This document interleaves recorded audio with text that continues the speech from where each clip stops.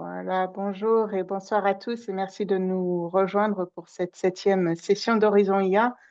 Horizon IA est une initiative de la branche Horizon du chapitre PMI France. La branche Horizon rassemble tous les adhérents de PMI France résidant dans les Outre-mer et partout dans le monde, hors France métropolitaine.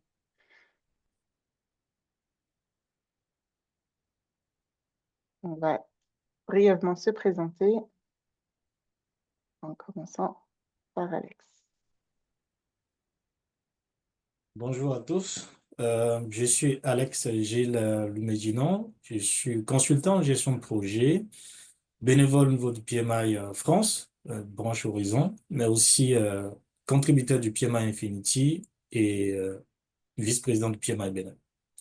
C'est avec un plaisir que je suis avec vous aujourd'hui depuis Québec, au Canada. Merci. Bonjour à tous, Jean-Luc Favreau, consultant en gestion de projet, agilité innovation. Je suis également vice-président du PMI France en charge de cette branche Horizon et je suis également co-auteur du futur standard PMI pour la gestion de portefeuille, programmes et projets, et je vous en parlerai tout à l'heure. Et exceptionnellement, je ne vous parle pas depuis Tahiti comme d'habitude, mais depuis Paris, puisque je suis en déplacement. J'interviendrai très prochainement pour le PMI à Antibes et puis à Barcelone. Bonjour à tous encore. Merci Jean-Luc. Bonjour à tous. Moi, c'est Narcisse Moussa. Je suis consultant en management de projet.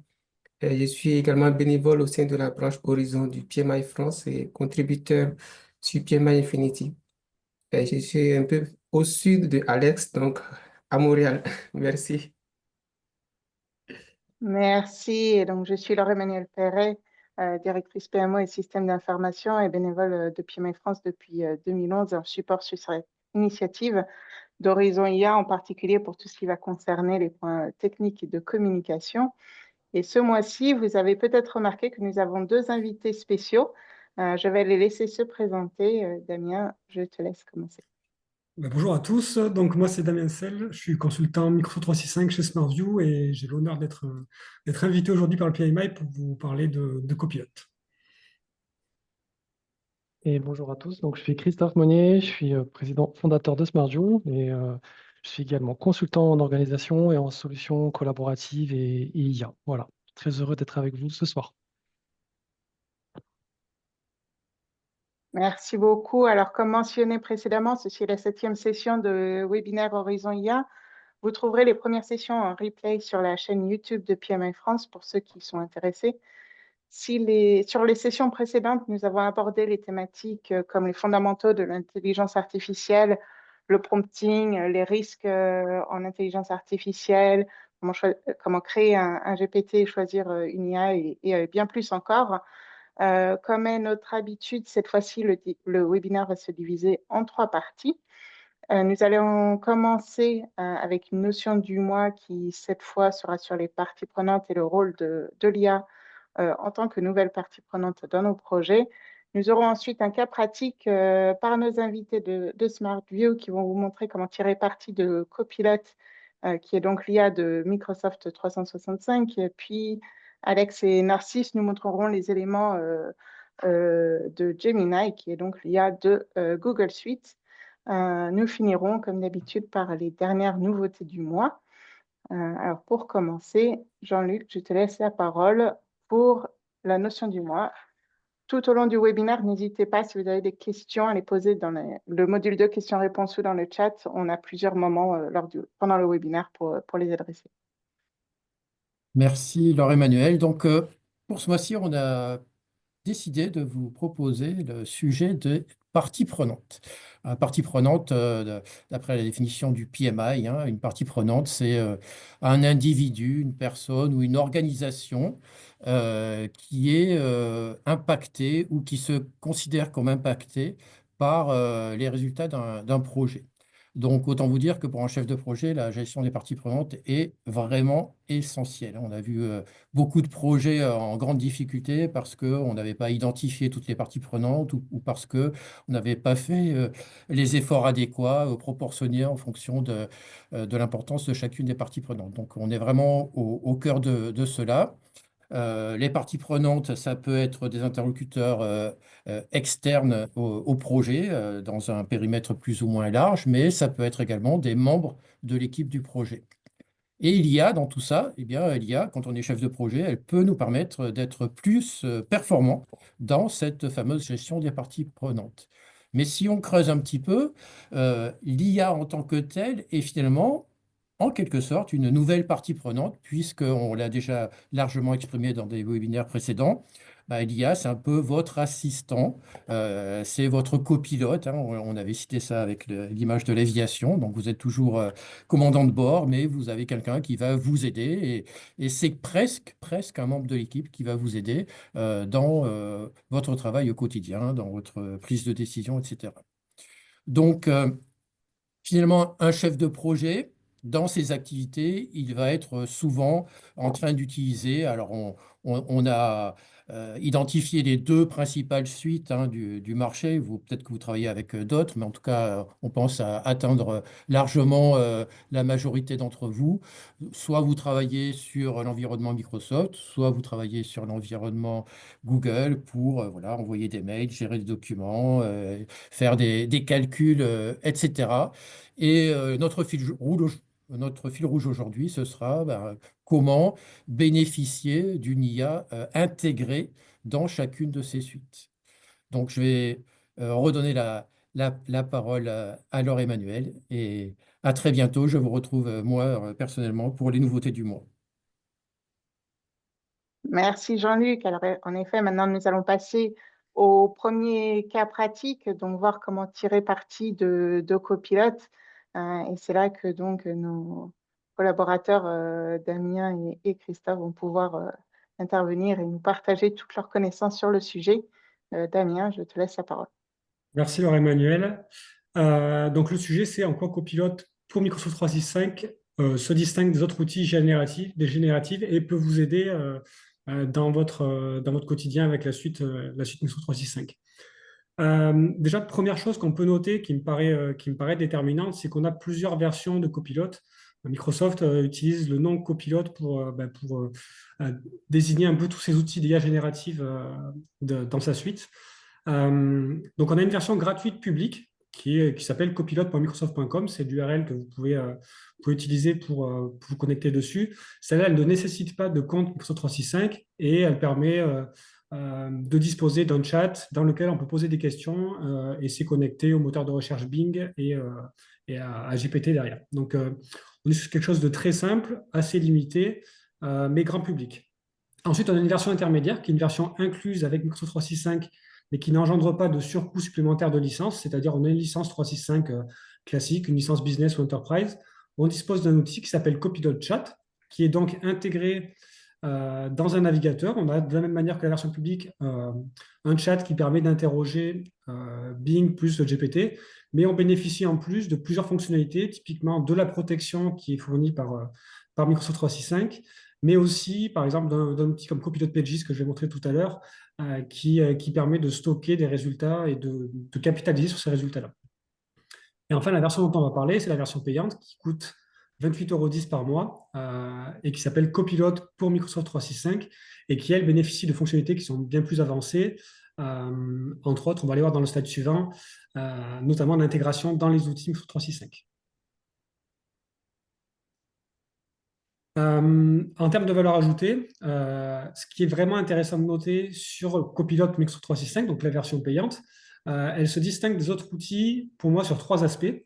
Le premier aspect, c'est l'intégration dans les outils de Microsoft 365, c'est-à-dire je vais aller me connecter dans Word, dans Outlook, dans OneDrive, etc. Et directement dans les outils, je vais bénéficier d'une intégration de l'outil d'IA générative au sein de l'outil même. Donc ça, c'est déjà une première force de Copilot.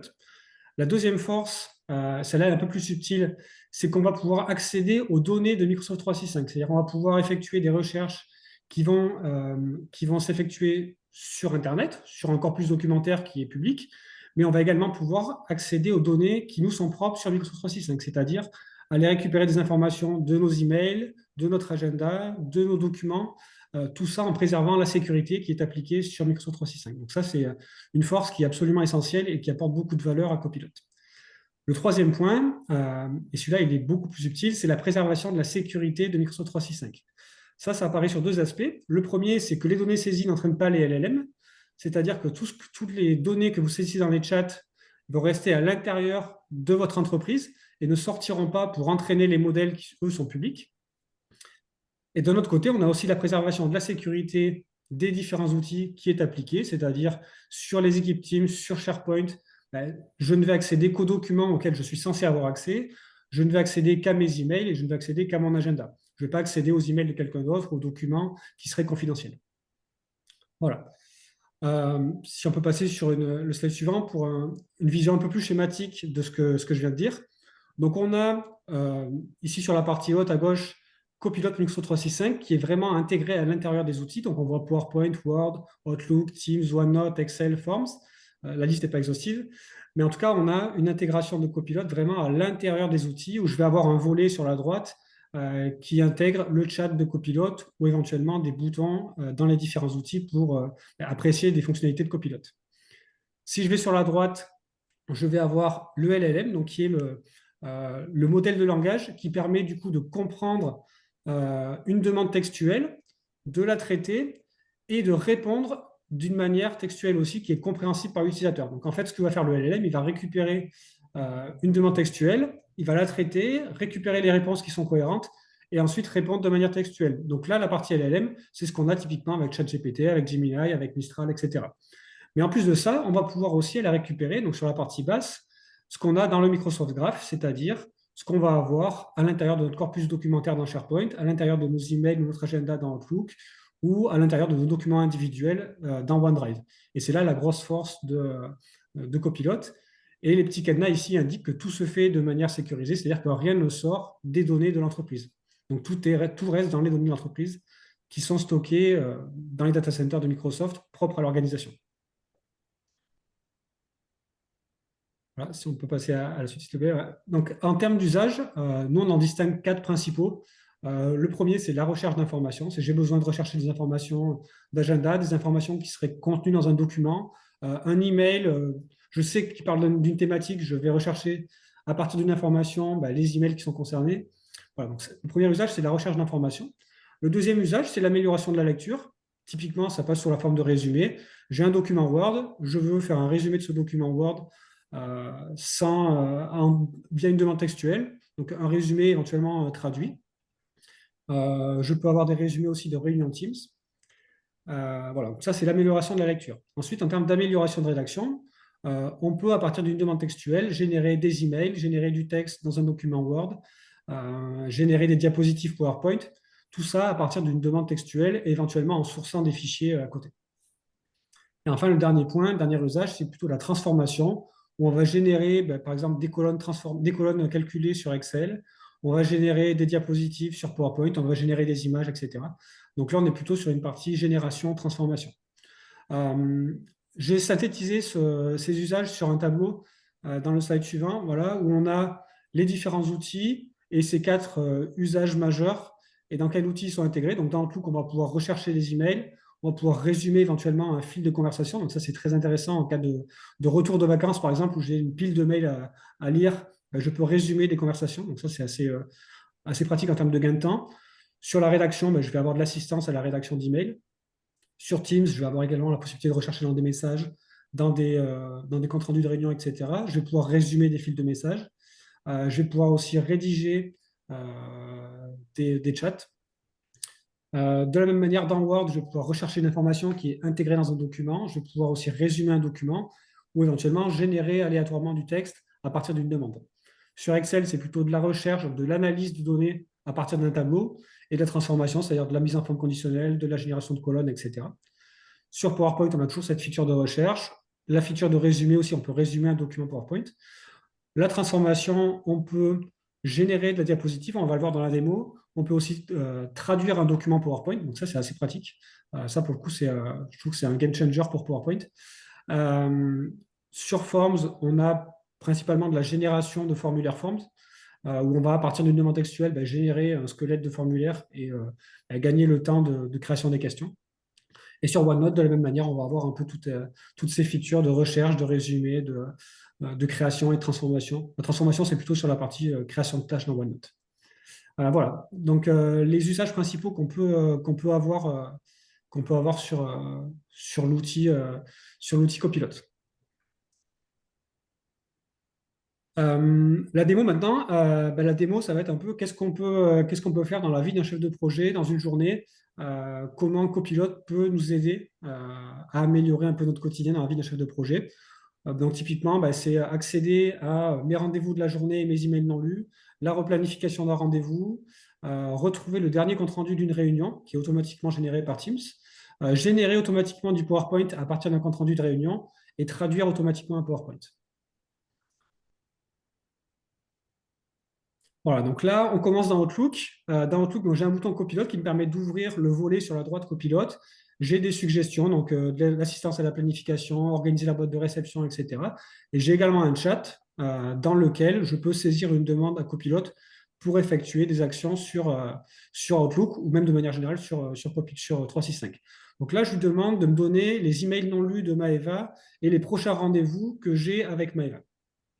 Donc là, on voit, je ne sais pas si vous avez vu le petit message, on voit qu'il recherche à l'intérieur du graphe donc des données de 365 et il me propose mes emails non lus et éventuellement mes rendez-vous avec Maëva avec des références. Et quand je clique sur la référence, je peux me rediriger vers la réunion Teams concernée. Okay, donc ce système de référence, il est assez pratique parce qu'il peut, en 2 clics, rediriger vers les bons éléments. Deuxième cas, c'est la rédaction d'email. Donc, dans la rédaction d'email, j'ai un bouton brouillon avec PowerPoint, où là, je peux, via une demande textuelle, donc je dis que je veux indiquer à Maëva que je souhaite reporter mon rendez-vous de la journée, et automatiquement, ça va me proposer une génération de contenu de texte d'email, et j'ai le choix de conserver, d'abandonner, ou éventuellement, c'est un peu en dessous du message, de lui demander de recommencer de manière différente. Voilà, donc ça me génère automatiquement du texte, ça n'envoie pas automatiquement l'email, mais ça me génère du texte, et je peux l'utiliser. Voilà. Ensuite, sur Teams, directement, donc là, je suis dans Teams, dans le menu de gauche, vous voyez, il y a un bouton copilote qui propose un prompt avec des suggestions de la même manière et je lui demande de retrouver le compte-rendu de la réunion définition du process Smart Support Beams. Donc, il recherche une réunion. Donc, en effet, il a retrouvé la réunion pour laquelle il y a eu un compte-rendu qui a été généré automatiquement et il me redonne ce compte-rendu généré automatiquement avec toujours une référence vers la réunion. Okay, il y a un petit bouton en bas qui s'appelle Modifier dans Pages. J'en ai parlé un petit peu tout à l'heure. Donc, Modifier dans Pages, ça va me permettre de stocker, pour capitaliser, stocker la réponse que j'ai eue pour pouvoir éventuellement la partager avec d'autres personnes de mon organisation. Donc, ça, c'est quand même assez pratique. Dans les références, je peux cliquer donc, sur la réunion. Donc là, j'arrive sur la réunion et j'ai un onglet récapitulatif qui me permet de retrouver l'enregistrement vidéo de la réunion, les temps de parole des différentes personnes qui ont participé à la réunion, un chapitrage automatique donc qui me permet de voir, généré par l'IA, les différents chapitres, les différentes thématiques abordées durant la réunion. Et enfin, le résumé de l'IA, c'est le résumé automatique qui est généré à partir des micros de ce qui s'est dit pendant la réunion, qui est distingué en une partie notes et une partie plan d'action. Voilà, donc ça, c'est assez pratique. Et je peux le copier et l'intégrer éventuellement dans un document. Donc là, c'est ce que j'ai fait. J'ai créé un document dans une équipe directement, une équipe qui s'appelle Démo. Et donc, j'ai saisi un compte-rendu de réunion directement dans un document Word ici, voilà, de manière très synthétique. On voit ici que dans Word, dans le ruban en haut à droite, j'ai toujours ce bouton copilote qui me permet d'effectuer des actions sur le document. On ne va pas le faire ici parce que je n'ai pas le temps de tout montrer. On va partir de ce document Word. Donc, je vais ouvrir un PowerPoint. Dans PowerPoint, ce qui est super intéressant, c'est que je peux utiliser les templates de l'organisation. Donc, ici, j'ai un template qui s'appelle Smart Mobilier. Qui est intégré quand j'utilise un nouveau document Word, un nouveau document PowerPoint, pardon. Donc, j'ouvre mon template et à partir de copilote, donc j'ai un bouton copilote toujours dans le ruban, c'est systématique, il est toujours soit dans le document, soit dans le ruban en haut à droite, je vais retrouver ce bouton copilote et j'ai toujours ce volet à droite qui s'ouvre avec différentes suggestions. Donc là, ici, je vois que je peux créer une présentation à partir d'un fichier ou à partir d'une demande plus large, c'est-à-dire plus qui viendraient d'informations publiques. Donc là, ce que je veux faire, c'est que je veux créer une présentation à partir d'un fichier. Donc j'ai référencé le fichier uniquement à partir de son lien. Donc j'ai fait copier le lien du fichier et je fais envoyer. Donc là, il va me créer un support PowerPoint à partir du fichier de compte-rendu de réunion que j'ai dans mon équipe Teams. Donc la condition préalable, c'est quand même d'avoir le fichier qui est sur l'écosystème Microsoft 365. Donc il me propose un plan. Si le support est assez long, il me propose aussi de structurer le plan, c'est-à-dire de décaler éventuellement les différents chapitres, d'en ajouter, d'en supprimer, etc. Donc là, ce n'est pas assez long, donc il me suggère le plan et il me génère automatiquement la présentation. On voit qu'il a automatiquement généré les images aussi, qu'il a intégré les images dans le support PowerPoint. Ce que je trouve super intéressant, c'est que le découpage est quand même assez rapide. Le document en soi est peut-être pas 100% exploitable, mais ça fait gagner quand même pas mal de temps. Et même si on a gagné 80% de ce qu'on ferait sur la génération de documents, ben, c'est déjà 80% du temps de gagner. On peut aussi faire de la génération d'images. Donc, je lui demande de générer une image de brainstorming. Donc, il va me générer une image. Donc, c'est de la création d'images à partir d'IA. Hein, ce n'est pas de la bibliothèque d'images de PowerPoint, c'est vraiment de la création d'images. Il va me proposer 4 images. Et de ces 4 images, je vais pouvoir les insérer directement dans PowerPoint via le bouton insérer qu'il va me proposer. OK. Donc là, la génération d'images, ça prend un peu de temps parce qu'il génère 4 images. Donc en termes de calcul, ça prend un peu de temps. Je clique sur le bouton insérer, ça m'insère automatiquement l'image sur la diapositive dans laquelle je me trouve. Et j'ai juste à la redimensionner et automatiquement, elle est intégrée dans ma diapositive. OK. Dernier cas d'usage. Donc là, ce qu'on veut faire, c'est à partir de ce support PowerPoint, le traduire en anglais. Donc, je dis, peux-tu traduire cette présentation en anglais? Alors, il y a plein de langues disponibles. J'ai essayé en grec cette semaine et ça fonctionne très bien. Donc là, je demande de traduire en anglais. Il me demande le langage vers lequel je veux traduire pour avoir une confirmation. Et là, on voit que j'ai exactement le même support avec une traduction automatique de l'intégralité des textes du document. Voilà. Il peut y avoir quelques petites erreurs voilà, de manière anecdotique. Donc, prenez toujours le temps de relire. Mais en tout cas, voilà, c'est directement intégré dans le PowerPoint dans une langue différente. Chose intéressante que je n'ai pas mentionnée, dans le pied de page, on a les notes qui sont générées. Je ne sais pas si vous utilisez ça, les notes de pied de page de PowerPoint qui sont automatiquement intégrées dès lors qu'on génère du PowerPoint aussi à partir de la source. Voilà, j'ai été un peu vite, mais il y avait beaucoup de choses à dire. Voilà, j'ai terminé. Je vous remercie merci de m'avoir écouté.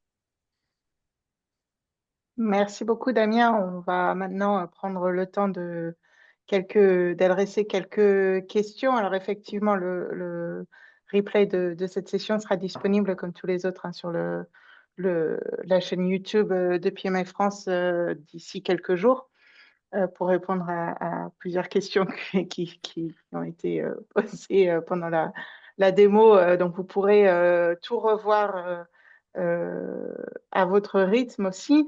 Alors, Damien, il y avait une question pour commencer sur justement la confidentialité des données. Est-ce que on peut en savoir plus sur les moyens que Microsoft aurait mis en place pour garantir la sécurité, la confidentialité des données? Ouais, alors cette confidentialité, elle intervient sur 2 aspects. Il y a la partie entraînement des modèles. Donc typiquement, quand je fais du chat GPT free, par exemple, ce que je saisis dans le prompt est utilisé pour entraîner les modèles et pour les rendre plus intelligents. Sur Copilot Microsoft 365, on n'est pas dans ce mécanisme-là, c'est-à-dire que les modèles ils sont entraînés de manière autonome par Microsoft. En revanche, les données qui sont saisies, elles appartiennent à l'organisation, donc à l'entreprise qui souscrit à Microsoft 365. Et du coup, elles ne sortent pas de l'entreprise et elles ne sont pas utilisées pour entraîner les modèles. Ça, c'est la première partie. Et la deuxième partie, c'est plutôt en termes de confidentialité, c'est les documents auxquels j'ai accès ou les emails auxquels j'ai accès dès lors que je fais une demande dans le chat. Ben, c'est uniquement le contenu auquel je suis censé avoir accès sur Microsoft 365. Donc, c'est-à-dire, je n'aurai accès qu'aux documents auxquels je suis censé avoir accès, je n'aurai accès qu'aux réunions auxquelles j'ai participé, aux emails qui m'appartiennent, etc. Et pas aux emails de quelqu'un d'autre. Par exemple, si je fais une demande d'email, je ne vais pas avoir accès aux emails qui sont dans la boîte de réception de Christophe. Voilà, c'est uniquement mes emails à moi. Super, merci pour la clarification.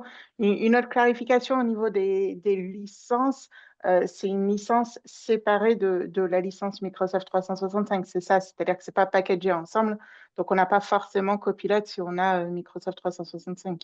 Non, et même en fait, c'est un add-on de la licence traditionnelle et c'est assez logique d'ailleurs que ce soit un add-on puisque pour avoir la valeur de copilote, il faut qu'on ait du contenu documentaire, du contenu email, du contenu Teams, etc. Donc, il faut d'abord une licence business ou enterprise qui fournit un accès à Teams, Outlook, le pack Office, etc. Plus la donne copilote qui est à 28,10 € par mois, en effet. Ouais. D'accord. Et une précision, quand tu as montré la vidéo, le transcript justement de la réunion Teams, c'est quelque chose qui se fait automatiquement ou il faut l'avoir prévu dans la réunion au préalable? Comment ça se passe une fois qu'on a copilote? Alors, les deux, par défaut, c'est désactivé, c'est-à-dire que par défaut, le copilote a besoin du transcript, c'est-à-dire de la transcription de la voix vers le texte pour effectuer un résumé. Par défaut, ce n'est pas forcément activé. On peut l'activer côté administration, c'est-à-dire que l'administrateur active ça pour tout le monde et on ne se pose pas la question. Ou alors, on peut le faire au cas par cas, à la création de la réunion où on dit j'active le transcript ou j'active copilote et pour la réunion, c'est activé. Et on peut même le faire en cours de réunion, c'est-à-dire que on peut avoir le cas où je me connecte sur la réunion, les 5 premières minutes, on discute de la météo, peu importe, et au bout de 5 minutes, on lance copilote. Super. Peut-être une dernière question, là, très pratique, pratico-pratique de quelqu'un qui visiblement utilise Copilot déjà et qui a observé quand Copilot répond avec un tableau au niveau du copier-coller dans un document Word, par exemple, c'est pas très simple. Donc, il faut passer par un Excel, ensuite recopier sur Word. Est-ce qu'il y a une astuce pour faciliter ça ou est-ce que c'est quelque chose peut-être sur lequel il travaille? Alors, il y a une feature sur Word qui permet de transformer du texte en tableau, c'est-à-dire qu'on a une liste à puces, par exemple, et on veut la transformer en tableau. Les suggestions, pour moi, me paraissent assez bonnes, et on a des tableaux qui sont très simples, entre guillemets. On a une, deux colonnes, puisque une liste à puces, en général, c'est pas très complexe. Sur des tableaux plus complexes, pour le coup, il n'y a pas de solution aujourd'hui miracle, et le passage par Excel me paraît obligatoire. Eh oui, bon, on n'a pas encore tout résolu. Non, non, Bon. non, l'outil est prometteur, mais pas encore parfait, en effet. Ouais. Super. Merci beaucoup, Damien, pour toutes ces réponses.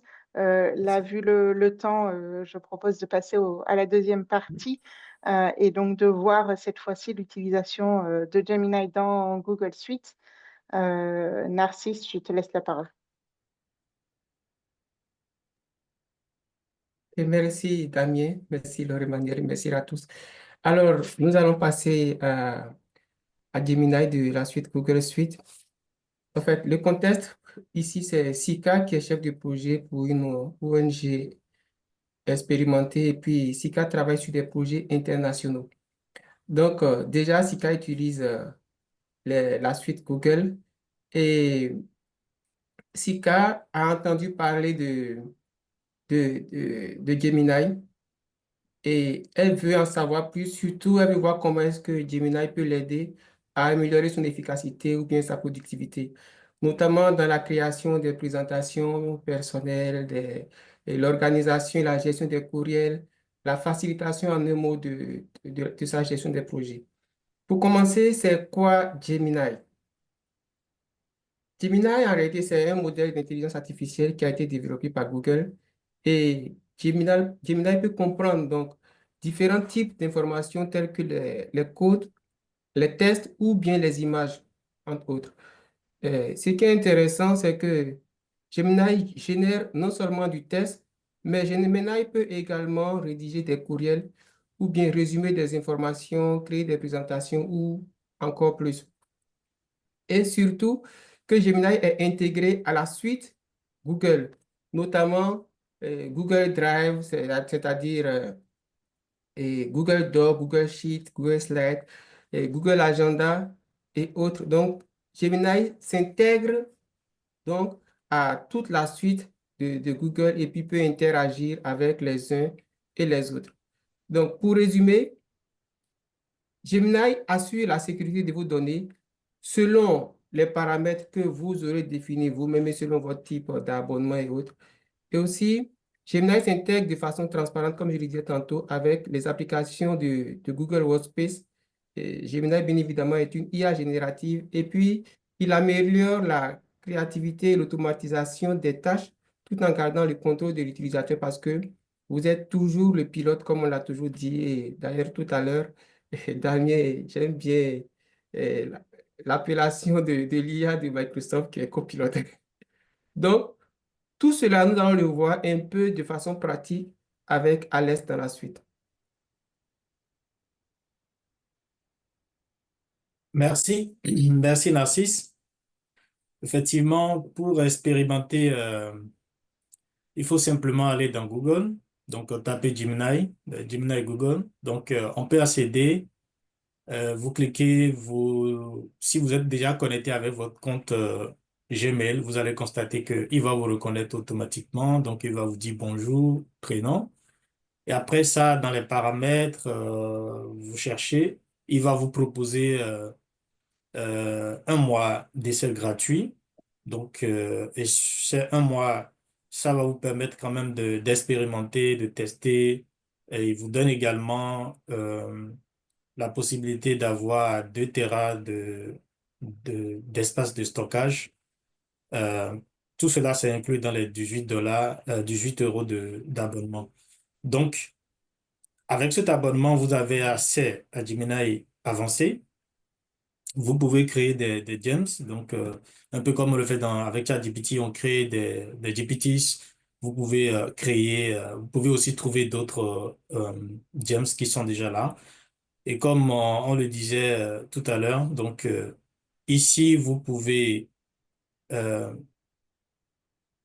retrouver directement Gemini dans votre Google Drive. Donc, il est déjà intégré. Vous pouvez, par exemple, demander son assistante pour préparer une présentation PowerPoint. C'est le cas là, par exemple, où j'ai demandé à Gemini de m'aider à préparer une présentation.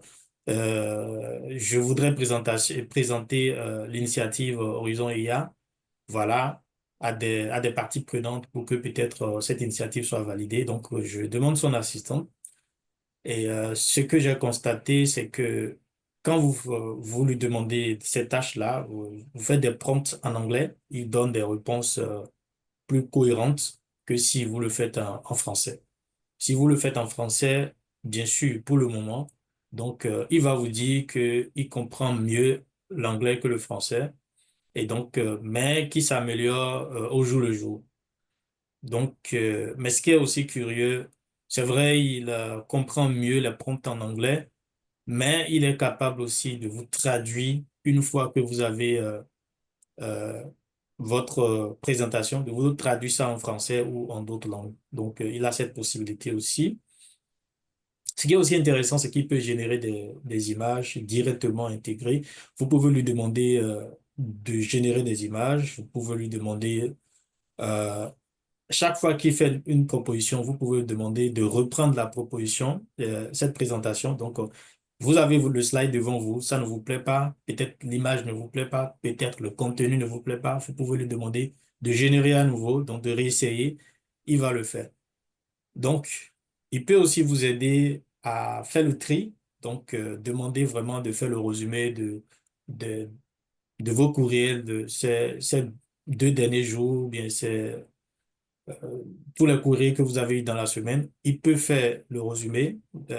Il peut aussi, de façon précise, faire le résumé par rapport à une partie prenante ou bien de façon précise ou vous aider à répondre ou à rédiger un courriel, c'est ce que je suis en train de faire là. Donc, je lui ai demandé, ben, aide-moi à rédiger un courriel pour rappeler la séance qu'on a en ce jour avec Jean-Luc. Donc, il va rédiger et ce que j'aurai à faire, c'est juste copier.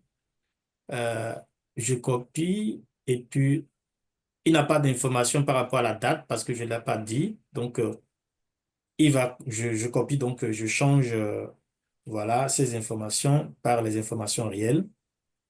Il n'a pas le sujet aussi de la rencontre, donc il demande sujet de la rencontre.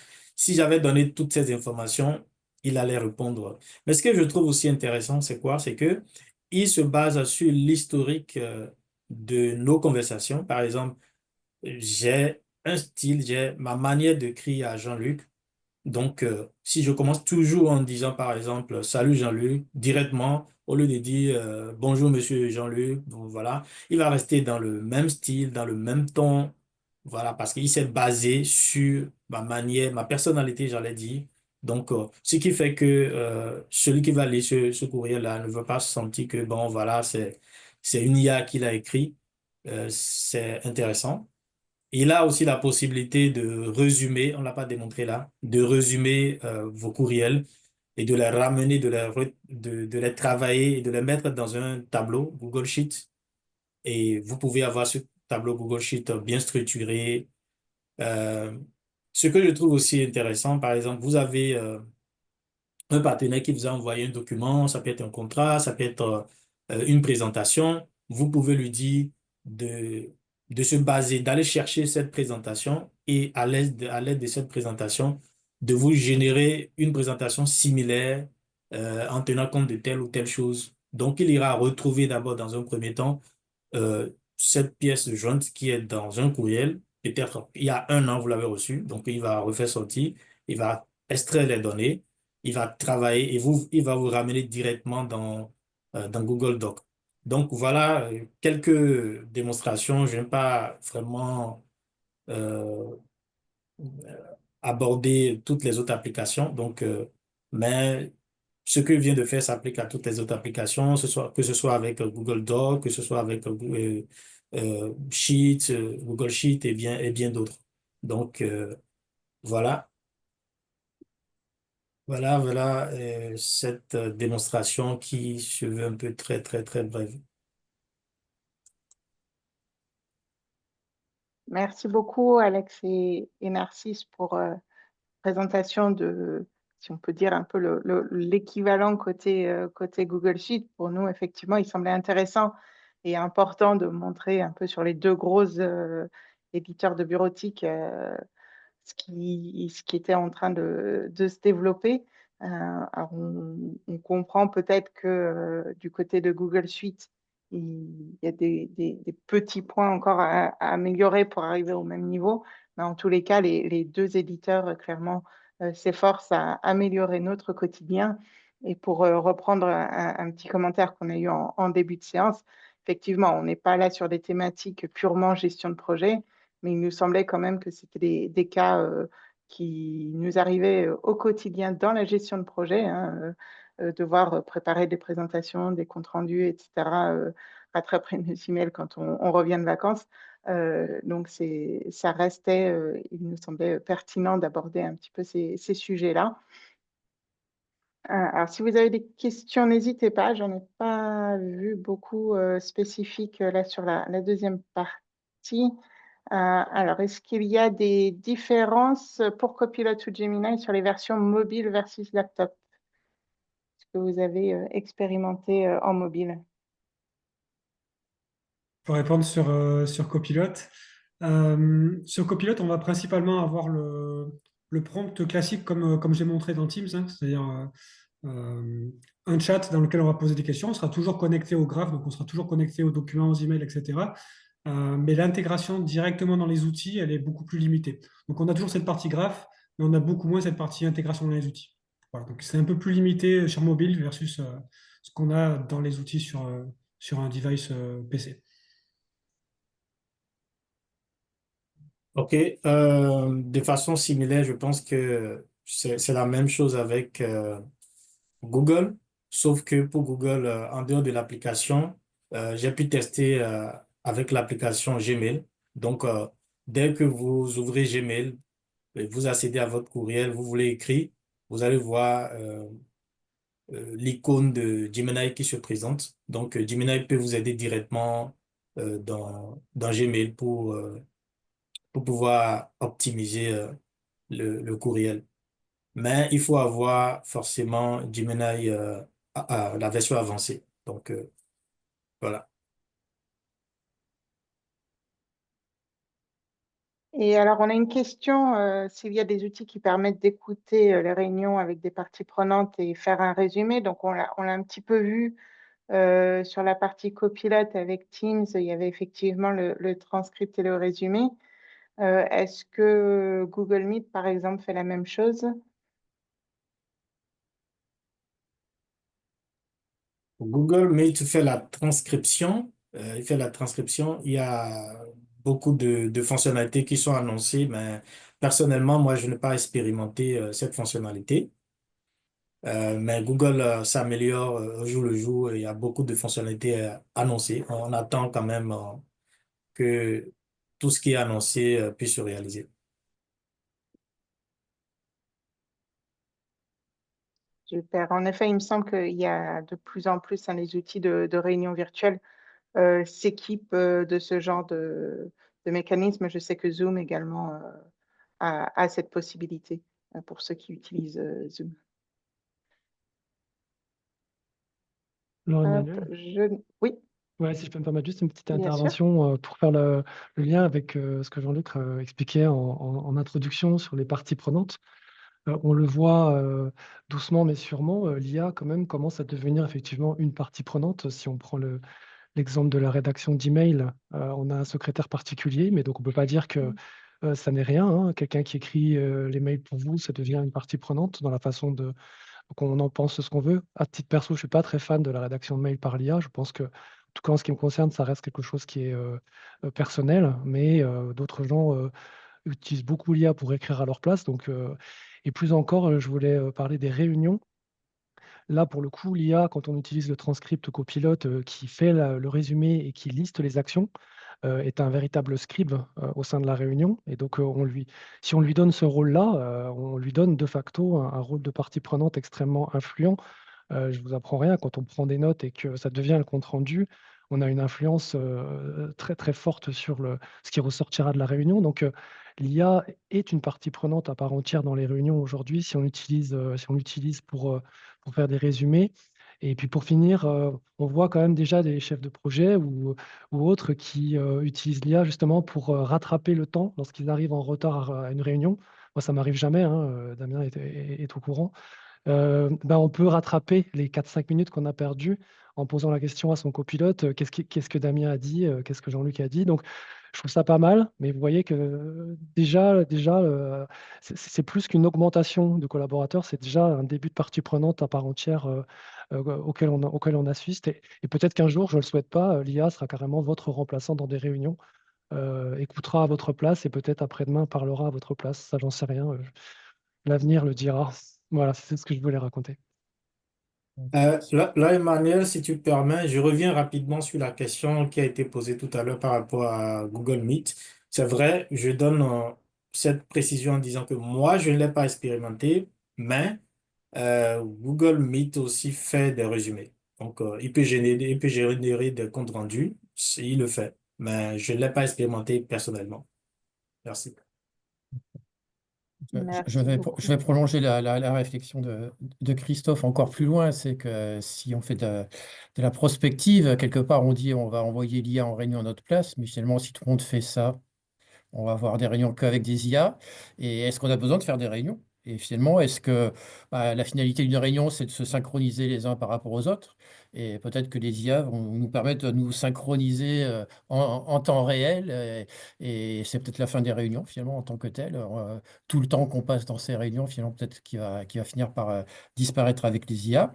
Et puis, ce que je voulais dire également, c'est que, alors on dit l'IA fait gagner du temps. Le rôle d'un chef de projet, c'est pas de gagner du temps, c'est de créer de la valeur. Donc, il y a quand même un gap à franchir. C'est-à-dire qu'on dit, OK, j'ai gagné du temps. Si le temps que j'ai gagné, je le passe à jouer à Candy Crush, j'ai pas créé de valeur. En tout cas, pas de valeur pour le projet. Donc, la question, c'est qu'est-ce qu'on va faire du temps gagné? Et là, je reviens et je reboucle finalement sur l'introduction. On a tout intérêt à mettre à profit ce temps pour bien s'occuper de nos parties prenantes, pour bien s'occuper de l'humain, parce que on le sait tous dans les projets, l'humain est quand même un facteur extrêmement important. On a évidemment besoin de process, d'automatisation, mais c'est quand même les humains qui réussissent ou qui font échouer les projets. Donc, c'était la conclusion que je proposais, mais n'hésitez pas encore si vous avez quelques questions.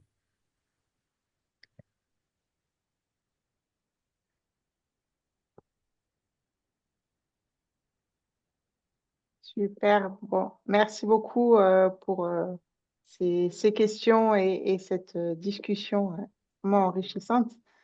Je vous propose de passer à la dernière partie de ce webinaire On aura encore du temps pour des questions-réponses à la fin s'il en reste. Comme d'habitude, on vous propose un tour sur les nouveautés du mois et vous allez voir, ce mois-ci, elles sont très particulières. Et donc, je laisse Jean-Luc les annoncer. Voilà, alors vous savez peut-être, hein, j'ai ce privilège de faire partie des 15 personnes qui travaillent sur l'élaboration du futur standard de l'IA pour la gestion de portefeuille de programmes et de projets. Donc, ça fait des mois qu'on travaille et je peux vous dire qu'on travaille d'arrache-pied là-dessus. Et on arrive à une phase très importante pour ce développement. C'est un peu la magie du PMI, c'est que le PMI élabore des standards, mais qui sont faits par la communauté, pour la communauté. Alors, pour rédiger un standard, on ne peut pas rédiger collaborativement avec des milliers ou des centaines de milliers de personnes. Donc, c'est pour ça qu'il y a une équipe de développement. Et ensuite, nous, on ne prétend pas avoir la science infuse de savoir tout sur tout. Donc, il y a une période, ça dure un mois pour tous les standards, où n'importe qui dans le monde peut donner son avis. Donc, vous avez la possibilité d'accéder au travail qu'on a fait jusqu'à présent. Donc, c'est ce qu'on appelle draft comment period, hein. Donc, c'est la période de commentaires du brouillon, entre guillemets, du projet de standard. Donc, vous pouvez vous embarquer dans ce développement du standard. C'est absolument gratuit. N'importe qui dans le monde peut le faire. Vous avez juste, la seule contrainte, c'est de créer un compte PMI, mais même ça, c'est gratuit, hein. L'étape d'après, c'est de devenir membre, d'adhérer si on veut, mais c'est absolument pas obligatoire pour ça. Le fait d'avoir un compte PMI va vous permettre d'accéder à la plateforme. Et dans cette plateforme, alors attention, hein, je prends des précautions, c'est à l'américaine quand même, hein. Quand vous rentrez dans ce process, vous prenez des engagements de confidentialité. Donc, on vous embarque dans l'équipe pour développer le standard. On vous demande pas de vous donner, de vous répandre dans les réseaux sociaux en disant j'ai vu ci, j'ai vu ça, je suis d'accord, j'aime bien, j'aime pas. Tout ce qui va être généré sur les réseaux sociaux, pardon, ça va être du bruit, ça ne servira à rien au standard. Donc, ce qu'on vous demande, si vous en êtes d'accord, c'est de vraiment être une partie prenante de ce standard, de vous loguer dessus. Vous aurez le privilège de regarder le brouillon, et j'insiste bien, c'est un brouillon. Nous-mêmes, on peut le commenter nous-mêmes et trouver des axes d'amélioration. Donc, l'outil est très bien fait. Vous pouvez dire à telle phrase, je propose plutôt ça, ou je trouve qu'il manque ci, ou qu'il y a trop de ça, etc. Et vous serez considéré comme un des contributeurs de ce standard mondial de l'IA pour la gestion de projet, hein. Alors, plus précisément, hein, en quoi il consiste. Alors, j'essaye d'être prudent par rapport aux clauses de confidentialité que moi-même j'ai signées, forcément. Alors, on parle beaucoup de l'IA, comme aujourd'hui, pour dire je suis chef de projet, comment l'IA peut m'aider. Mais là, c'est surtout l'objectif, c'est de dire il y a une différence entre un individu qui utilise l'IA pour ses propres besoins, un individu qui peut peut-être utiliser l'IA dans le cadre de son travail. Là, ça commence à devenir potentiellement un peu limite, voire dangereux pour l'entreprise. Et puis, le troisième stade, c'est celui que nous, on considère, c'est comment déployer l'IA dans mon organisation, dans mon entreprise. Donc, ça va demander de la gouvernance, de la gestion de risque, de l'éthique, de la confidentialité, de la conformité à la réglementation, etc. Donc, c'est vraiment l'objectif premier, c'est de comment déployer au travers d'une gestion de portefeuille, d'une gestion de programme, d'une gestion de projet, des initiatives liées à de l'IA. Il y a également, mais ce n'est pas le sujet principal, comment, en tant que gestionnaire de portefeuille, gestionnaire de programme, gestionnaire de projet, je peux bénéficier de l'IA, mais on a aussi d'autres publications du PMI pour ces sujets-là. Voilà, donc je voulais vous dire ça, vous en informer. Moi, je suis évidemment très, très enthousiaste. Je ne peux pas tout dévoiler, mais on a déjà reçu des centaines et des centaines de remarques. Donc, on est ravis parce que plus il y a de remarques et meilleur sera le résultat.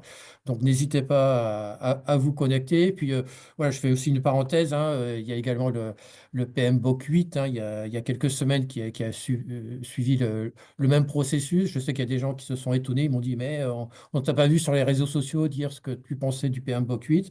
Non, je pense plein de trucs, mais je suis allé les mettre dans l'outil du PMI. voilà, pour dire ce qui me plaît, ce qui me plaît pas. Et là, j'ai vraiment l'impression de rendre service à la communauté en allant utiliser ça. Vous pouvez toujours, sur le standard de l'IA, m'envoyer des messages ou m'interpeller ou d'autres membres de l'équipe sur ce qui vous a plu, ce que vous n'avez pas plu. Ça ne servira à rien. Donc, soyez utile. Connectez-vous, si vous le voulez bien, à cette plateforme et rentrez vos commentaires pour l'intérêt de la communauté et puis pour votre intérêt personnel. Je pense que c'est valorisant de dire j'ai participé à cette aventure. Et j'insiste, hein, chacun des commentaires va être examiné individuellement. Hein. On ne va pas demander à une IA de nous faire une synthèse de tous les commentaires. On se les répartit et je vous garantis qu'il y a du volume et on n'est qu'au milieu du chemin pour la rédaction de ce standard. Voilà, c'est ce que je voulais partager avec vous et on a une dernière séquence de questions-réponses sur ce sujet ou sur des sujets qu'on a vus sur l'ensemble du webinaire. On est à votre écoute. Merci beaucoup, Jean-Luc. Alors, effectivement, là, le standard, donc on a bien compris, c'est pour l'instant le premier draft, hein, si on peut dire, donc qui est ouvert à commentaires. Donc, pour l'instant, on imagine qu'il est qu'en anglais. Est-ce que à terme, il est prévu qu'il soit traduit ou c'est peut-être pas encore su? Alors là, je m'avance un peu personnellement, mais je ne pense pas prendre trop de risques. Hein. En général, le PMA est systématiquement traduit. Hein. C'est standard. Hein. Pour le PMBOK, on avait une douzaine de langues. Là, ça sera le cas. Ce qui arrive parfois, alors là, je le dis en tant qu'observateur, hein, et pas comme insider, je n'ai pas de secret à dévoiler, c'est une hypothèse.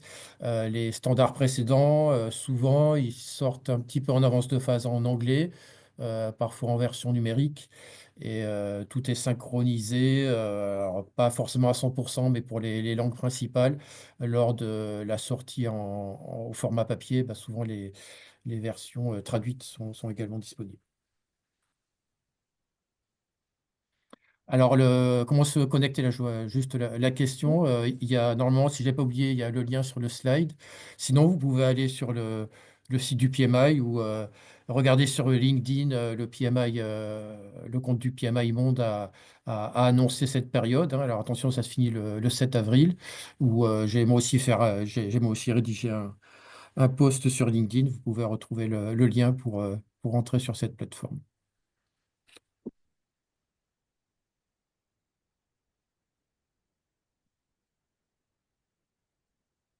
Voilà, merci à la personne qui a pu mettre le lien dans le chat, je le cherchais. Ah, super, merci. Hop, super, on a également eu la question pour les replays, donc je vous l'ai remis dans le chat.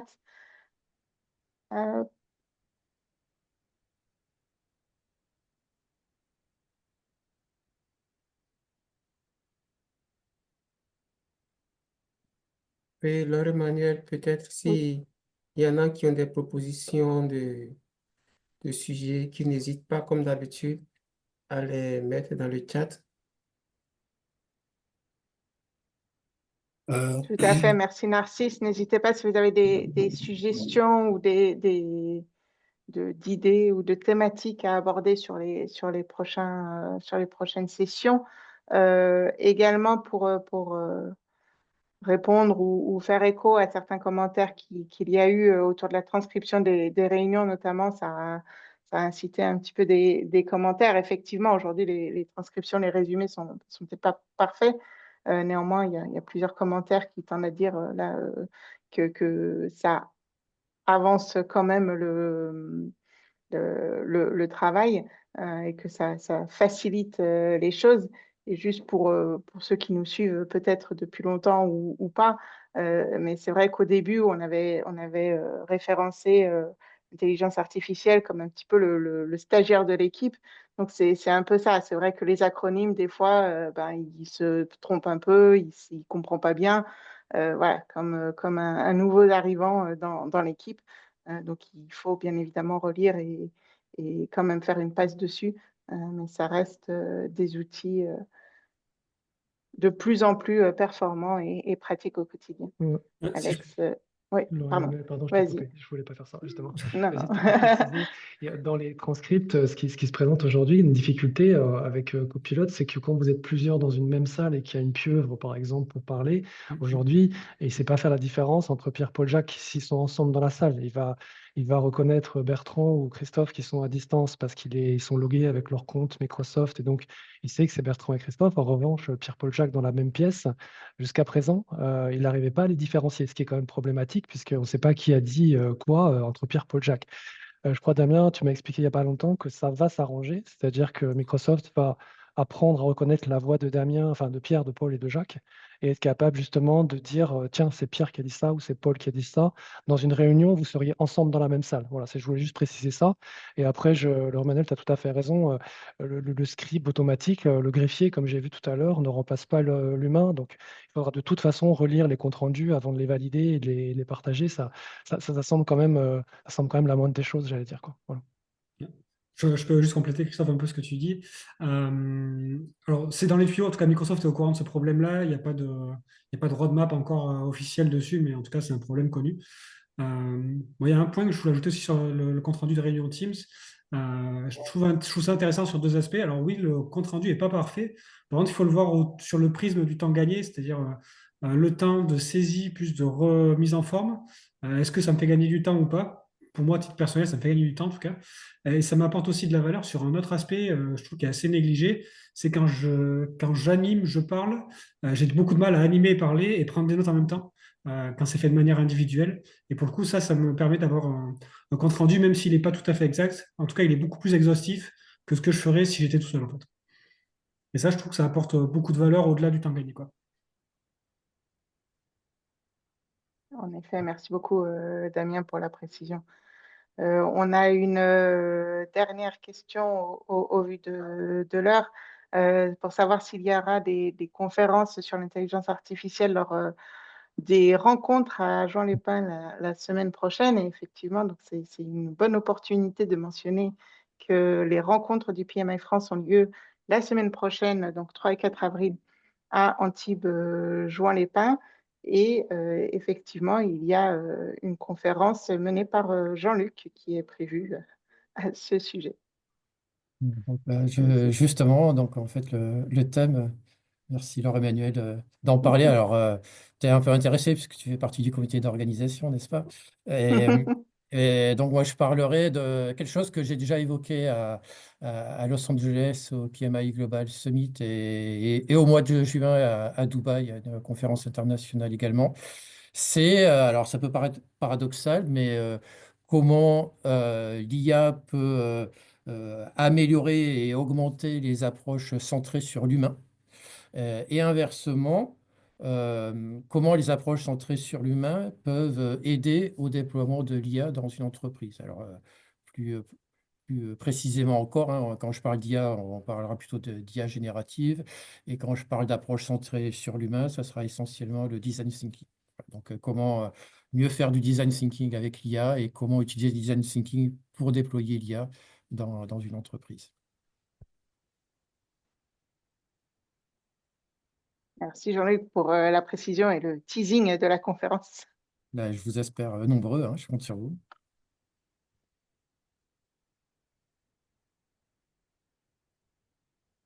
Il va bientôt être temps de clôturer cette session.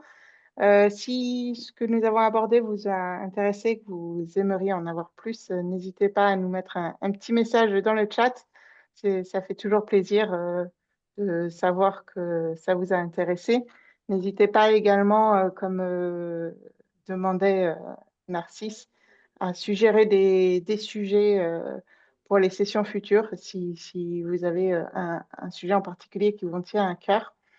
J'ai vu très rapidement là dans le défilé des messages en ce moment concernant les PDU. Donc, comme d'habitude, vous aurez les PDU au courant du week-end, en particulier si vous avez été clair sur votre nom et votre email en vous connectant au Zoom. C'est toujours plus facile pour moi ensuite de vous retrouver si j'ai les bonnes informations.